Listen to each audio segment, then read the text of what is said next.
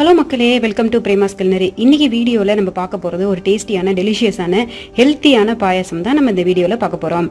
இது ரொம்ப இன்ட்ரெஸ்டிங்கான பாயசங்க. நம்ம நார்மலாக ப்ரிப்பேர் பண்ணுற மாதிரி சேமியா பாயசமோ இல்லை ஜவ்வரிசி பாயசமோ இல்லை. இது ரொம்ப ஹெல்த்தியான பாயசம். நொங்கு யூஸ் பண்ணி இந்த பாயசம் பண்ண போகிறோம்.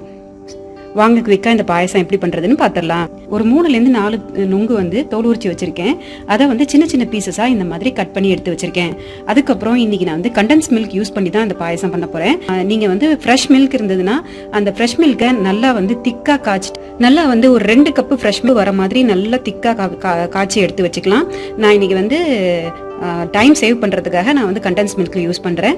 ஸோ நான் கண்டென்ஸ் மில்க் வந்து நான் ஒரு 1/2 கப் கண்டென்ஸ் மில்கை வந்து ஒரு 1 கப் தண்ணியில் கரைச்சிக்க போகிறேன். ஸோ இந்த மாதிரி நான் கரைச்சிக்கிட்டேன். ஸோ இப்போ வந்து ஒரு திக்கான ஒரு பால் ரெடி. இப்போ வந்து இந்த நொங்கு பீசஸை இதில் சேர்த்துடலாம். ஸோ இந்த மாதிரி நம்ம நொங்கு பீசஸை சேர்த்துட்டோம். பவுடர் பண்ணி ஒரு 2 ஏலக்காவை பவுடர் பண்ணி இதில் சேர்த்துடலாம். அதுக்கப்புறம் ஒரு பிஞ்ச் சாஃப்ரான் வந்து ஆப்ஷனல் தாங்க. உங்களுக்கு வேணும்னா சேர்த்துங்க, இல்லைனா வேணாம்.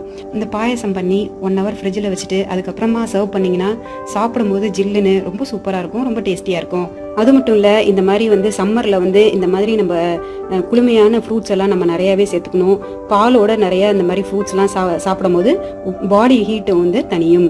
ஸோ இந்த மாதிரி ஹெல்த்தியான பாயசம் ட்ரை பண்ணி பாருங்க.